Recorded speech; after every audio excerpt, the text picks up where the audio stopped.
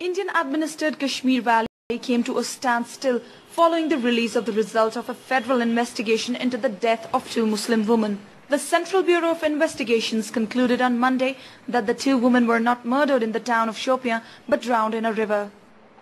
The investigation into the double murder case and rape case, the finding is that it is death caused by drowning, and that is what the investigation said. Protests were seen at different places with people chanting anti-India slogans. Many Kashmiris opposed New Delhi's rule over the Muslim-majority region and accused Indian security forces of raping the 17-year-old girl and her 22-year-old sister-in-law before their bodies were found. Kashmiris should never expect justice from the Indian agencies. Death due to drowning in a shallow stream is impossible. Indian forces were involved in this incident. The report has put cover to protect the guilty. Police initially said the woman had drowned, provoking widespread public anger over an alleged cover-up, but they later said the victims might have been raped and murdered.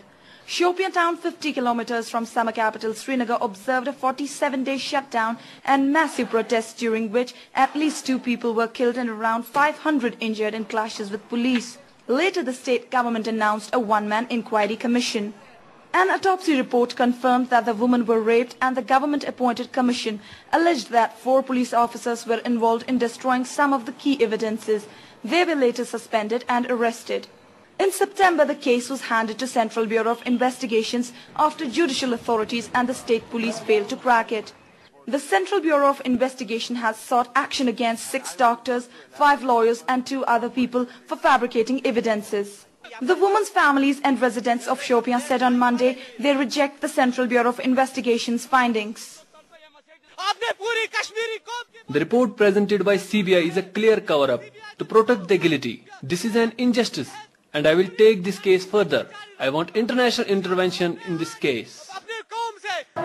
Troops fighting separatist militants in Kashmir have been accused in the past of human rights violations, including rape and extrajudicial killings.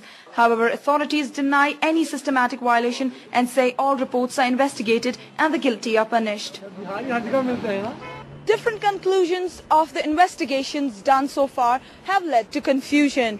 However, the relatives of the 2 women and the campaigners accuse CBI of trying to protect the guilty and call this report a cover-up. Shahana Bhatt, Press TV, Indian-administered Kashmir.